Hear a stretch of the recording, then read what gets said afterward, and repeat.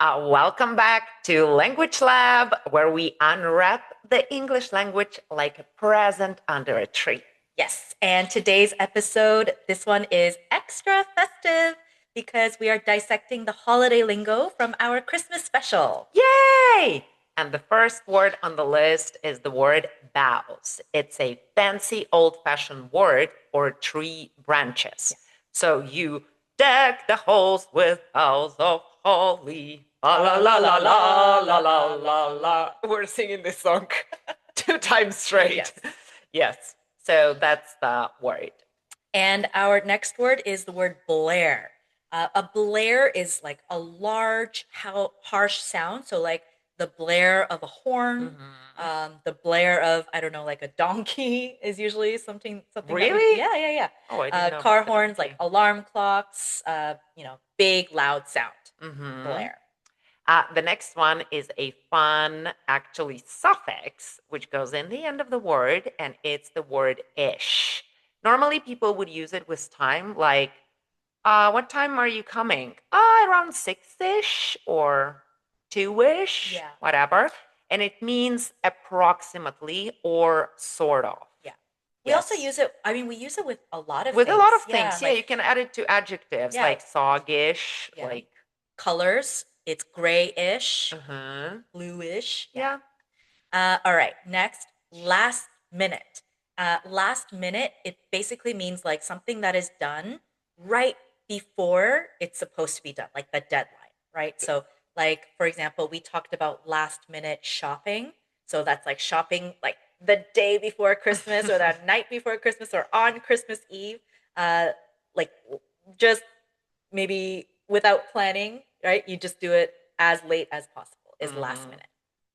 And next, a very Christmas season word is the word Black Friday. Ew! And Black Friday is a special day that normally comes after American Thanksgiving. It's in the end of November. Yeah, it's normally. always the fourth Friday of November. Yes, the fourth Friday of November. And this is the day when a lot of goods and stuff, they just go on sale at different stores and different brands. And this is when people fight over discounted TVs as if it's the apocalypse. I don't know. It's a huge sale day. It actually didn't really exist in Canada before, but these days we do also have tons of Black Friday sales. We do have it in Ukraine too nowadays. Yeah. But I don't remember it when I was a kid, right? I didn't have it when I was a kid. All right. To wrap. And to wrap means to, like, when you have a gift and you cover the gift with paper. So you have like Christmas wrapping paper, you can have birthday wrapping paper, something like that. And you can also say like wrap up is what we used it. That's a phrasal verb, and to wrap up means like to finish off, to finish something. And we have the word festive, a beautiful adjective to describe something cheerful, something merry, and something full of holiday spirit. Like our entire episode, the Christmas special, was very festive. Very festive. And all of December is just a festive month. Yes. All right. And speaking of festive, we also have a statutory holiday. And a statutory holiday is it's an official public holiday where like generally everything is closed and offices are closed and a lot of people don't work. So, of course, unless you work in like a restaurant or retail, a lot of those places are open on statutory holidays. But Christmas Day in Canada is a statutory holiday. New Year's Day. We also have Family Day, which is a statutory holiday. Victoria Day, Canada Day. Thanksgiving Day. Those are all of our stat holidays. The next word on the list is the word adjustment. And adjustment is a kind of a small change, or maybe not a small change, even a big change, where you have to get used to something new.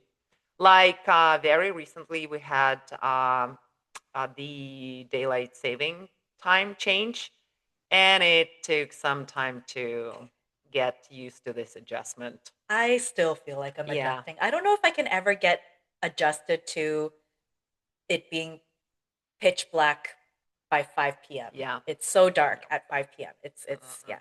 Take some adjusting. All right. Next, we had actually two words kind of similar: godchildren and godparents. And these are basically, it did originate from religious roots, but nowadays I think you can also have um, godparents or godchildren who are not religious in nature. Mhm. But these are basically like a chosen adult um, where you kind of promise to support this children's kind of, I guess, like traditionally it's their spiritual journey to support them spiritually. These days it is just to like provide support for them. Um, or they you you know buy them presents on special occasions. They're basically like like a second child to you or a Yeah. second parent to you. Godparents. Yeah. Mhm. Best of both worlds. Great expression, and it means that you get two benefits at once. Like me, every time when I come to Hannah's place for a recording of our episodes, I get to enjoy working our podcast and also spend time with my friend. Best of both Best of worlds. both worlds. Yes. Apostle. Again, this is a religious person, I guess. An apostle is originally one of Jesus's 12 main followers. Mhm. But because they're kind of like religious figures, you can also hear the word apostle kind of figuratively, like he's an apostle of minimalism, or Mhm. it basically means like a follower or something. Yeah. Yes.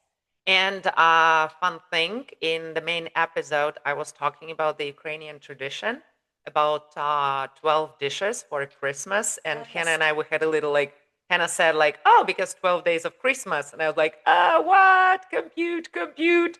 And I thought that it was because of the 12 apostles, Yeah. but we did check it out. And it's actually because of the 12 days of Yes, Christmas. it is true there are 12 apostles, but specifically when we're talking about the 12 days of Christmas or the significance of 12 during Christmas, Hmm. it is the time from Christmas Day to the Epiphany. So, which is 12 days. It's basically from the time in the story when Jesus was born and then like the visit of the three wise men to Yes. see Jesus and following the star. And if you know that story, Hmm. then you know. Yeah. The All right. next word on the list that we have is the word funeral. And funeral is a ceremony for someone who's passed away. This is the ceremony where people come to say their final goodbyes. Yes. Uh, on another note, we have the word jolly. And jolly is like cheerful, joyful. Think about Santa Claus. Santa Claus is always, the word to describe him is Mhm. jolly, right? Jolly old Nick. That's his nickname. Ah, I love Yeah. it. And the next fun word that we have is a running joke. And a running joke is a recurring funny comment or an inside joke that keeps coming back, like in Hannah's story about her father and his obsession with His turkeys. turkey obsession. That's the running joke in our family. And between friends, between family members, you probably have a ton of Uh-huh. running jokes that come up. I know we have a ton as well. All right, bulk buy. I feel like this is something that's very specific to like the Western countries, like Canada and America. I know it is very known for that.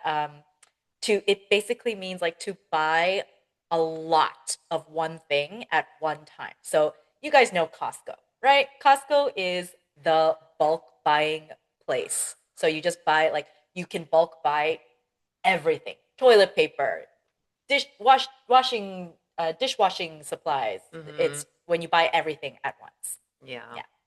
The next word is the word cloves. And cloves is actually a spice. It's a dried flower buds that is used for cooking or sticking into oranges when you make the mulled wine, the one that Hannah was talking about in the episode. So those are cloves. And they are actually, if I'm not wrong, they're coming from the flowers that are carnations. Oh, okay. Yes, Yeah, it's a very strong flavor, it and that is. flavor always reminds me of Christmas. Although it's not always used for Christmas, it's Mhm. a very common herb. Uh, okay, jug.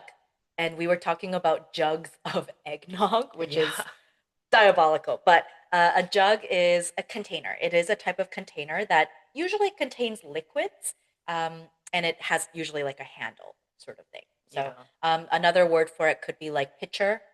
right? Like a pitcher or just a large container. Mm-hmm. Yeah.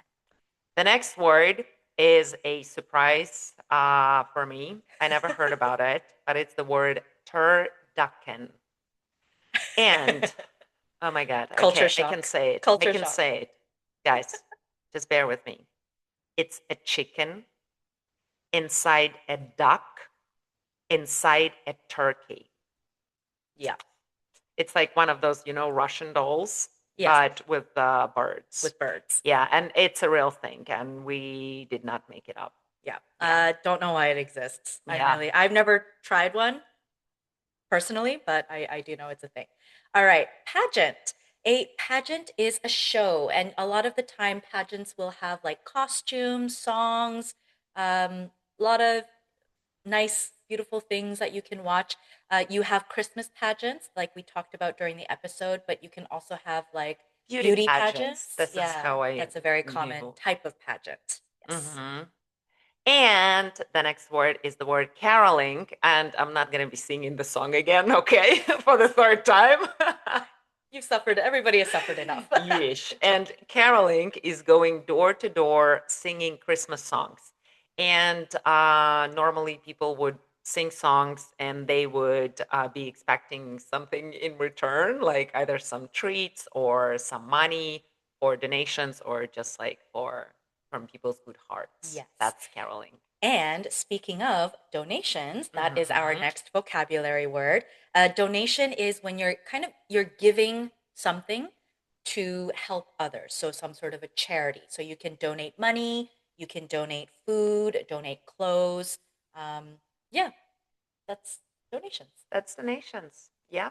The next word is folk song, the word expression, folk song. And folk song is a traditional music that is passed down through generations. It's like, before Spotify and Apple Music existed, people had to like distribute songs among them. Mhm. So thus we have the folk music. Yeah. And a composer. A composer is a person who writes music. And actually, fun fact, most famous Christmas carols were composed by people who never imagined their songs would be played in malls forever until the end of time. Interesting. Yeah, I cannot imagine that. And I guess folk songs don't really have like an official composer because they were passed down Yeah, generations and generations. that's why There's they're no like folk songs. exactly. There's no official writer or composer for them. Yes. Another fun fact, my last name is the same as a very famous composer. That's true. Yeah. Yes. The next song, song. See, I'm in a songy mood already. The I think next I'll have word to hear that we another have- song by the end of this episode. We'll wait. Think about it. Yes, the next word that we have is the word jingle. And jingle is a short, catchy tune. And normally you would have jingles for different, I don't know, brands or Commercials. exactly, for the Advertisements. commercials. Yeah. Yes. But once it's like you have it in your head, like impossible to get it out. Yes, I don't that's know right. what kind of like voodoo magic they put in those like notes. They put But it's something in like there for sure. exactly. Yeah. Yeah. Another meaning of jingle is the sound that a bell Of the makes. bell. Yeah. Yeah. So when you hear like Rudolph Jingle bells, jingle on the roof, bells, you can hear the jingle. little jingle. Yes. Mm-hmm. Rewind, and rewind means to go back.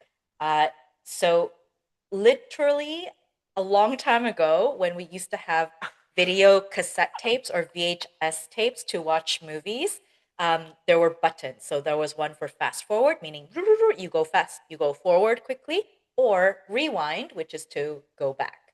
And yeah, so nowadays we can use it just to mean, okay, go back. Let's go back. Rewind. I love it, but I actually thought that you would be talking about the pencil or a pen to rewind the cassette. Oh yeah, that's what you could do either. Gen That's what you could do too. Zers, no, an alpha, like, no, forget it. Yeah. You have no idea what we're talking about. Ask your parents.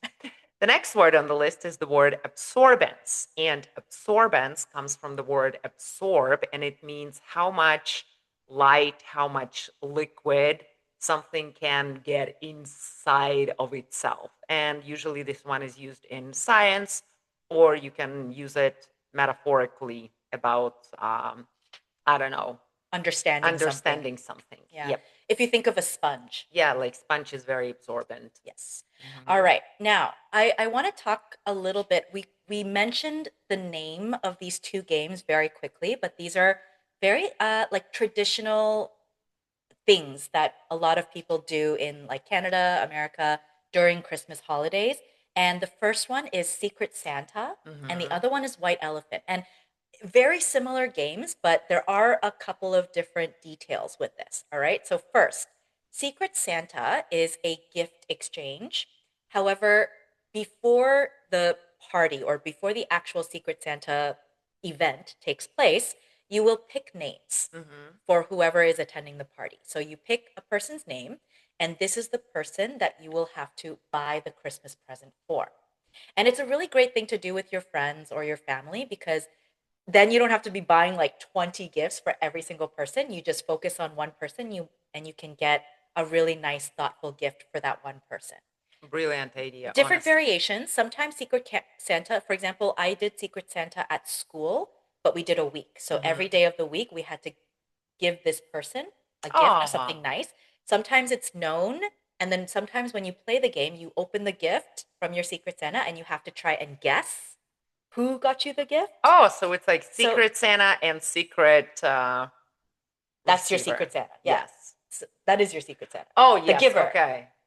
So there's a few different variations you can play Secret Santa. Now, White Elephant is a game where you don't have a specific person you're buying for.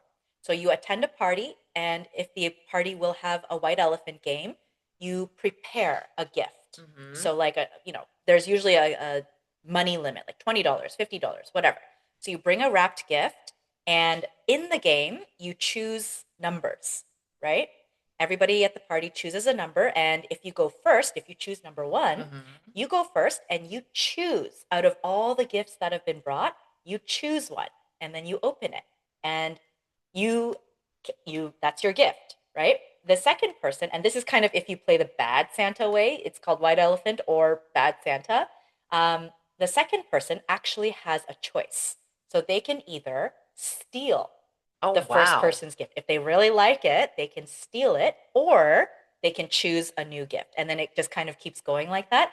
So it can be a rowdy game of people like stealing each other's gifts or things like that. It's a really fun game. It reminded me of an episode of of The Office. Yes. They were fighting for an iPod Yes. or That's why you need something. a Yeah. limit. Yeah. Cool, Yeah. cool. I like It's a it. fun Never game. played it. Never played it. Never even heard about it. Ooh, really But fun. now, I mean, they were playing it in the office, but now as you're explaining it, I'm like, oh, that's what they were doing. Yeah. I had no idea. Anywho, and the last word that we have on our list is the word disposable. And if something is disposable, it's designed to be used once and thrown away. That's it. We're not very big fans of No. disposable stuff. But yeah, some of the stuff you have to have disposable. That's it. Yep. Okay, well, I think that is a wrap, pun intended. Mm-hmm. Yep. And whether you guys are caroling, baking Christmas cookies, or choosing what to wear for the New Year's Eve, we hope that your season is merry and linguistically bright. So, from all of us at Language Lab, Merry Christmas, Happy Happy Holidays, and see you next year.